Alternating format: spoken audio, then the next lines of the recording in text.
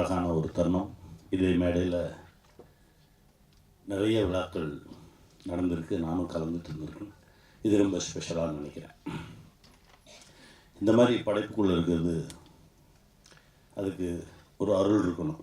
அது இதில் நடித்த எல்லாருக்குமே இருக்குது, வேலை பார்த்த எல்லாருக்குமே இருக்குது. அதனால தான் அது கிடச்சிருக்கு.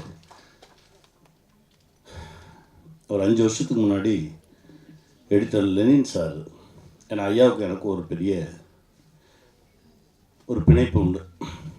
நான் எங்கேயாவது தடுமாறும் போதெல்லாம் ஐயா வந்துடுவார். இப்போ கூட ஒரு 10 நாள் முன்னாடி மேட்டுப்பாளையத்தில் படப்பிடிப்பில் இருந்தேன். எங்கேருந்து வந்தாங்கன்னு தெரில, திடீர்னு வந்தாங்க. என்ன நல்லா இருக்கீங்களா, வாழ்க வளமுடன் அப்படின்னு சொல்லி என்னை ஆசீர்வாதம் பண்ணிவிட்டு, எங்கேருந்து வந்தீங்க, எப்படி வந்தீங்க அப்படின்னு. இல்லை வந்தேன் அதான் அவனை பார்த்துட்டான்ல, நல்லா பண்ண வேலை அப்படின்னு சொல்லிட்டு கிளம்பி போயிட்டாங்க. அந்த மாதிரி தான் திடீர்னு ஒரு நாள் எனக்கு ஒரு ஃபோன் வந்தது. நான் பொள்ளாச்சியில் இருக்கேன், ஆழியாரில் இருக்கேன், கொஞ்சம் வர முடியுமா அப்படின்னாங்க. வரேன் அப்படின்னு சொல்லிட்டு கிளம்பி போனோடனே எனக்கு ஒரு சர்ப்ரைஸான ஒரு விஷயத்தை என் முன்னாடி வச்சாங்க. மகரிஷி ஐயாவுடைய வாழ்க்கை வரலாறு படமாக பண்ணணும் அப்படின்னாங்க. ரொம்ப வியப்பாக இருந்தது. ஐயா பாக்யராஜ் சார் சொன்ன மாதிரி முதல்ல நான் படிக்கணும் அப்படின்னா எனக்கு நிறைய புத்தகங்கள் தரப்பட்டது. கூடுவஞ்சேரியில் ஆரம்பித்து அங்கே போய் ஆழியாரில் போய் அந்த அறிவு திருக்கோயில் உருவான விதம் வரைக்கும் முழுசும் படிச்சுட்டு ரொம்ப பிரமிப்பாக இருந்தது. சரி எடுப்போம், அதற்கான வேலைகளில் இறங்குவோம், அதை பற்றி கொஞ்சம் ஸ்கிரிப்ட் ஒர்க்கெல்லாம் பண்ண ஆரம்பித்தோம். அப்புறம் கொஞ்சம் வேலைகள் வேறு விஷயங்கள்லாம் நடந்து அதை முன்னெடுக்க முடியாமல் போயிடுச்சு. அநேகமாக பாரதி தான் பண்ணுவார்னு நினைக்கிறேன். அதுலேயும் அவ்வளோ விஷயங்கள் ரொம்ப வியப்பாக இருந்தது, ரொம்ப சந்தோஷமாக இருந்தது. அதற்கு பிறகு வேறு பயணங்கள். திடீர்னு ஒரு நாள் இப்போ எழில் என்ன சொன்ன மாதிரி ஒரு மாதிரி குழப்பமாக இருந்தது. நான் எப்போவுமே ஒரு 5-6 வேலை பார்ப்பேன் ஒரே டைமில். இங்கே ஒரு ஒர்க் பண்ணிகிட்டு இருப்பேன், அடுத்து வேறு ஒரு வேலையை பார்ப்பேன், அப்படி எல்லாமே நடந்துகிட்டே இருக்கும். ஆனால் சரியாக நடக்கும். ஒரு ஓராண்டுக்கு முன்னாடி இதே 5-6 வேலை தான் பார்க்குறேன், ஆனால் தப்பாக பார்க்குறேன். ஒரே குழப்பமாக இருந்தது. அப்போது திரும்ப ஐயா லெனின் அவர்கள் வந்தார்கள். என்ன அப்படின்னாங்க. இல்லை ஒரே குழப்பமாக இருக்குது, நான் இப்படியெல்லாம் குழம்ப மாட்டேன், நான் ரொம்ப ஃபாஸ்ட்டாக இருப்பேன், ஒரு நாளைக்கு ஒரு 18 மணி நேரம் வேலை பார்ப்பேன், ஆனால் அசரவே மாட்டேன், ஆனால் என்னன்னு தெரியல, இப்போ நிறையா குழப்பங்களாக இருக்குது அப்படின்னா. சரி ஒன்றும் இல்லை வா அப்படின்னு சொல்லி தான் எனக்கு எங்கள் அண்ணா ராஜசேகர் அண்ணாவை அறிமுகப்படுத்தினார்.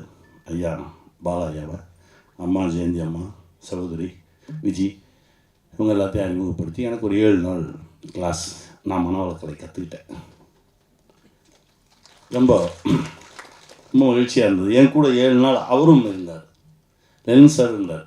இப்படி பண்ணு, இது பண்ணு சொல்லி எனக்கு ஒரு சின்ன குழந்தைக்கு சொல்லிக் கொடுக்குற மாதிரி எல்லாம் சொல்லி கொடுத்து அந்த பிரச்சனையிலேருந்து கொஞ்சம் வெளியில் வந்து அடுத்தடுத்த தளங்களுக்கு பறக்க ஆரம்பித்தோம்.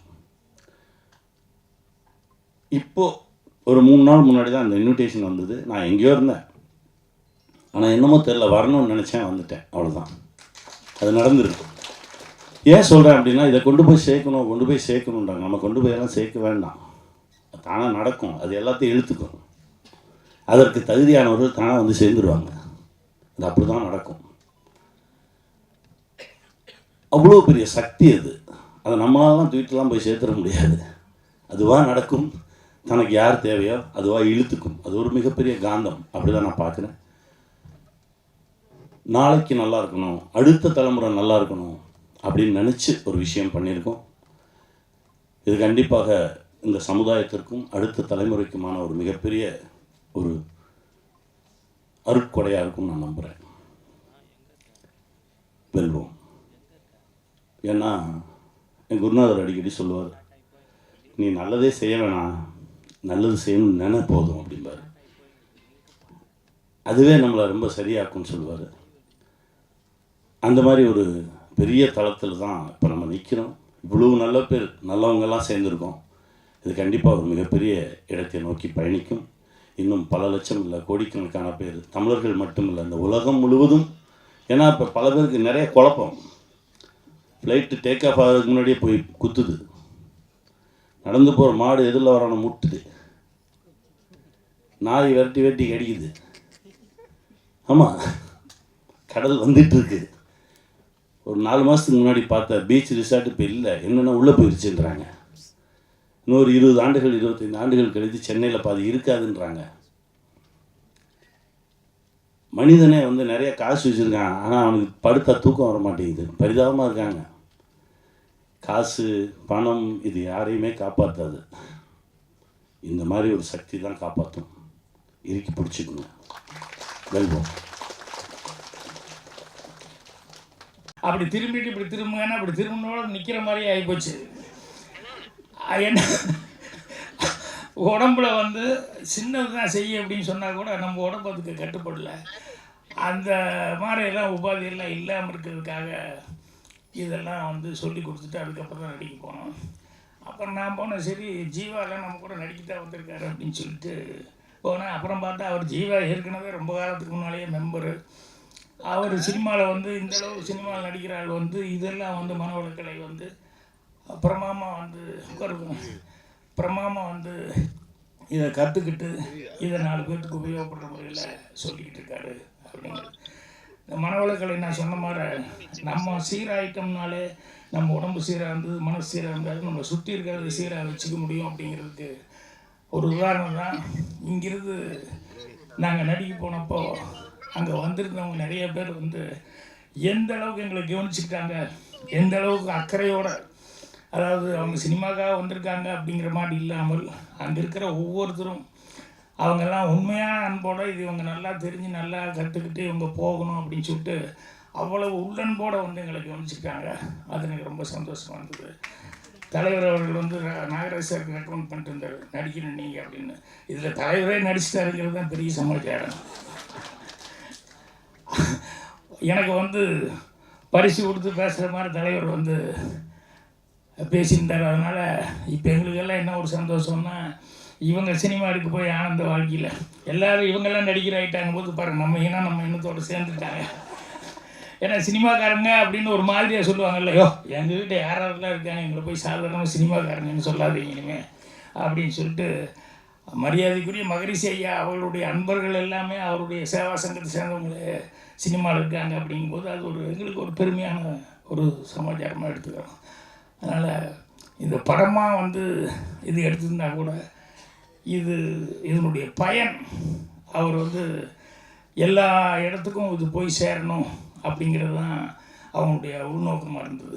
அந்த உள்நோக்கம் நான் கிளைமேக்ஸுக்கு சொன்ன மாதிரி நிறைய பேர் இந்த படம் பார்க்குறவங்க எல்லாத்துக்குமே தன்னால் முடிஞ்ச வரைக்கும் யாராவது ஒவ்வொரு கிராமத்தையும் ஒவ்வொரு தத்து எடுத்துக்கிறாங்க அப்படின்னு சொல்லியிருக்க, கிராமத்தை தத்தெடுக்கிறாங்களோ இல்லையோ தன்னை சுற்றி இருக்கவங்க யாராவது 1-2 பேர்த்துக்காவது அவங்களால உதவி செய்யணும் அப்படிங்கிற அந்த மனசுக்குள்ளே அது வந்துடும். அது ஒருத்தர் பக்கத்தில் அக்கம் பக்கம் இருக்கவங்கள ஒருத்தர் கவனிச்சுக்கிட்டாலே அதே ஒரு பெரிய சமாச்சாரம். ஏன்னா பிரார்த்தனை கூட நம்ம சொல்கிறது என்னென்னா, நமக்காக பிரார்த்திக்கிறத விட நம்ம அடுத்தவங்களுக்காக பிரார்த்திக்கணும்னா நம்மளை பிரார்த்திக்கிறதுக்கு நிறைய பேர் இருப்பாங்க. ஸோ அந்த மாதிரி இந்த மனவளக்கலை வந்து இதை கற்றுக்கிட்டோம் அப்படின்னு சொல்லி சொன்னோம்னா, நம்ம வந்து எல்லாத்துக்கும் சொல்லி கொடுக்கும்போது என்னென்னா எல்லாருமே ஒரு சீரான ஒரு மனநிலைக்கு வருவாங்க அப்படிங்கிறது இந்த படத்தை பார்க்கும்போது எல்லாத்துக்குமே உண்மையாகவே அந்த ஃபீலிங் வரும். அதே மாதிரி 4 பேர்த்துக்கு உபயோகமாக நம்ம வாழ்க்கை இருக்கணும் அப்படின்னு சொல்லி சந்தோஷத்தில் பெரிய சந்தோஷமே அடுத்தவங்களை சந்தோஷப்படுத்தி பார்க்குறது தான். பாக்கியம் ஆரம்பிக்கும்போது நான் கேப்ஷனாகவே அதுதான் எழுதியிருந்தேன். ஸோ இந்த மனவளக்கலை பயின்றாங்க அப்படின்னு சொன்னோம்னா கண்டிப்பாக அடுத்தவங்களை சந்தோஷப்படுத்துகிற அளவுக்கு அவங்க வாழ்க்கையை அவங்க அர்ப்பணிப்பாங்க அப்படின்னு சொல்லிட்டு நம்பிக்கை இருக்குது. இந்த படத்தில் நடித்தது எனக்கு வந்து ஒரு பெருமையான சமாச்சாரமாக இருக்குது. 2வது இவ்வளோ உபயோகமான ஒரு சமாச்சாரம் இது வந்து நீ அவர் சொன்ன மாதிரி உலகம் பூரா இருக்கிற தமிழர்கள் எல்லாத்துக்கிட்டையும் போய் சேர்றது. தமிழர்கள் மட்டுமல்ல, மனிதர்கள் எல்லோரும் இதை பார்த்தாங்கன்னா மொழி மாற்றம் செய்யும்போது இதனுடைய பயன் என்ன அப்படிங்கும்போது எல்லா லாங்குவேஜ் இப்போவே நம்ம பார்க்குறோம். யோகா கற்றுக்கிறதுக்கு அங்கே இங்கே நிறைய இடங்களில் பார்த்தீங்கன்னா ஃபாரினர்ஸ்லாம் நிறைய பேர் வந்து எல்லாருமே வந்து கலந்துக்கிட்டு எல்லாம் பண்ணிக்கிட்டு இருக்காங்க. ஸோ அதனால் இந்த ஆழியார் திருக்கோயிலில் சொல்லிக் கொடுக்கக்கூடிய இந்த மனவளக்கலை அப்படிங்கிறது அருட்தந்தை மகரிஷி அவர்கள் அது வந்து எல்லாத்துக்கும் வந்து இது பண்ணி கொடுத்தது. உலகம் பூரா போய் சென்று எல்லோரும் பயனடையும் அப்படி சொல்லி கேட்டுக்கிறேன். மீண்டும் ஒரு முறை வந்திருக்கவங்க எல்லாத்துக்கும் என்னுடைய பணிவான வணக்கம் தெரிவிச்சுக்கிறேன். நன்றி, வணக்கம்.